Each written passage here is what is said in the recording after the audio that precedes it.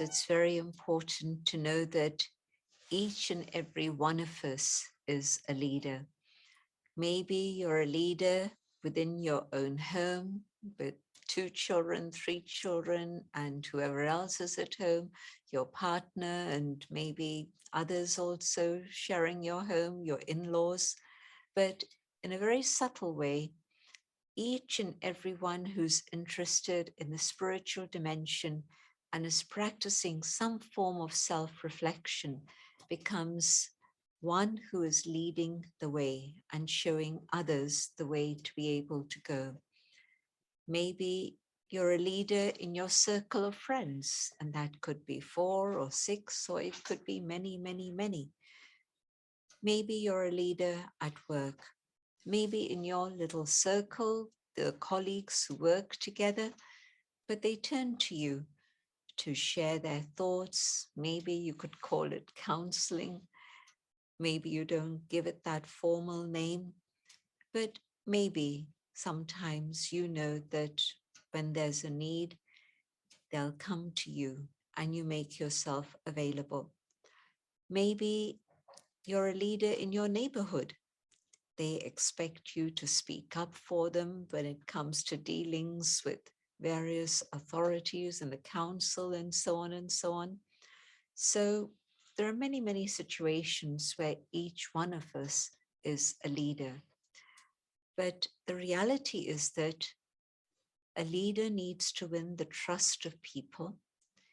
And my own experience is that only when there's stability in an individual, only when there's a stage in which you can be relied on, can you be a leader.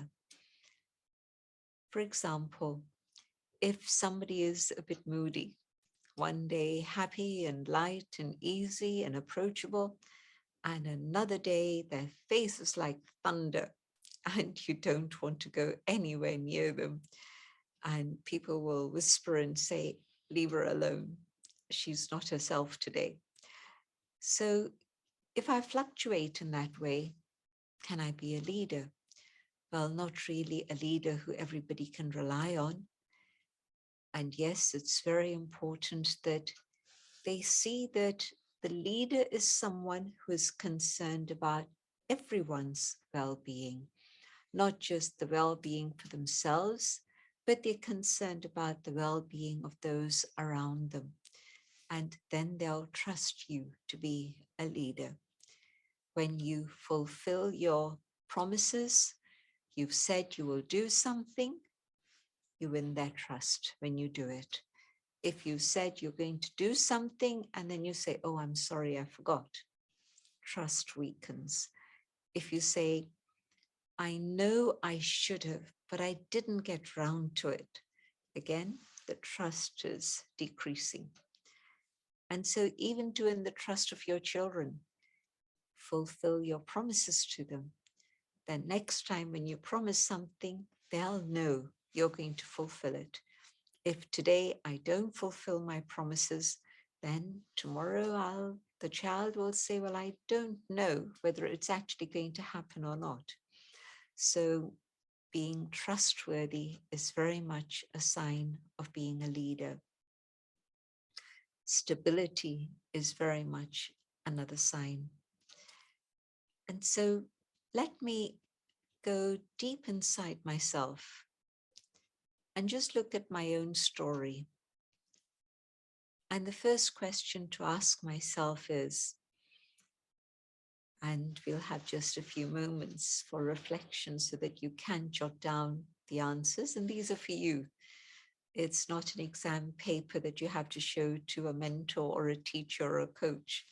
No, it's for you, just to be able to have a very clear picture of what's going on inside your own inner world.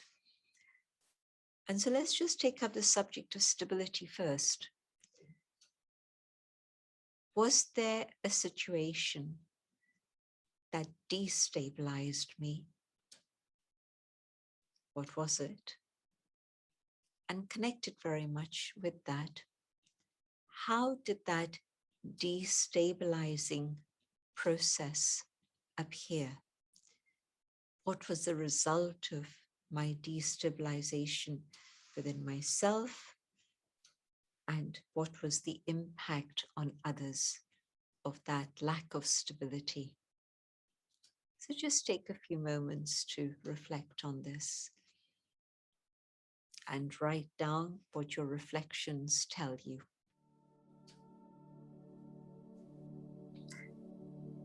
Every single soul has all the qualities that we would long to have. We think about wanting happiness, wanting peace, and so on, but these are all actually within us. And so let's have a meditation in which we actually allow God's light to awaken those qualities within the self. I go inwards and I remember I am that inner being, a being of light. My thoughts of love connect with the Supreme, the source of love. As God's love touches the soul,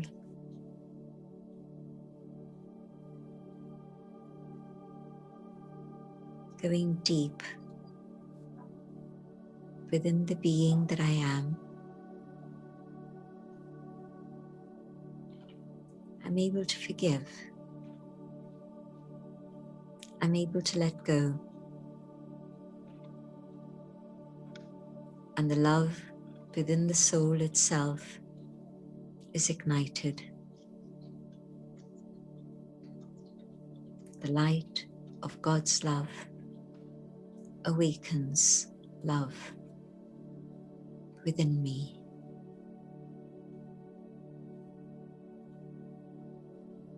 And in this experience of pure love, I find joy. God's love has not only ignited love, but it's awoken the happiness that I carry within myself.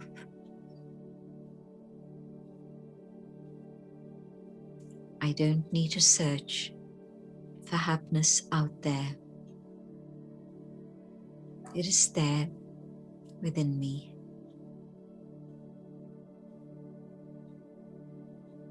Love, happiness, and peace are my own inner treasures. Peace from the ocean reminds me I am a being of peace.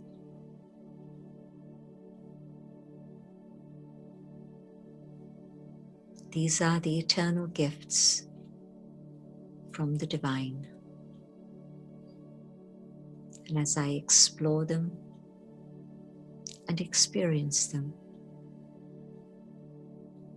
I'm able to share them.